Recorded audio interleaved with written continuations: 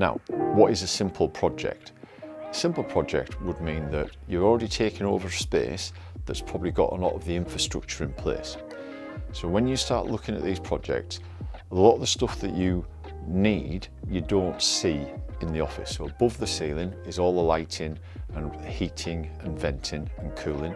And below the floor, the raised access floor, is a lot of the power and data. If the space you're looking at is a high modern space and it's got all of that in it, it's sensible and tenable to say that you could do a fit out or move in there for around about the £35 to £46 a square foot.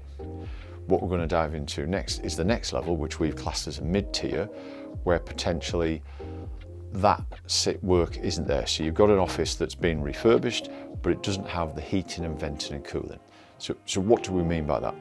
In your home or a lot of residential and simple commercial space, the heating is a radiator and the cooling is there's none, it's a window.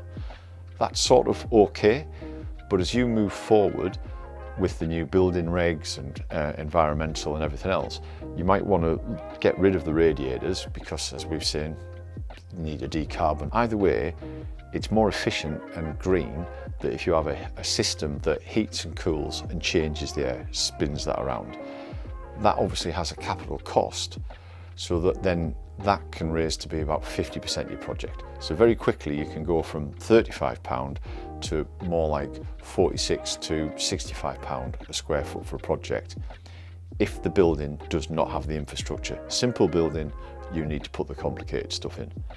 And then the third tier will be that if you need to do all of that, but then you need to add in a lot of complications. So audio, visual, Teams rooms, meeting rooms, heating, venting.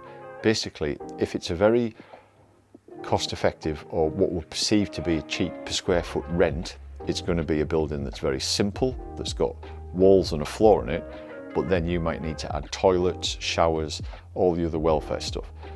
So in summary, it can depend, the budget and the time depends on what you're doing.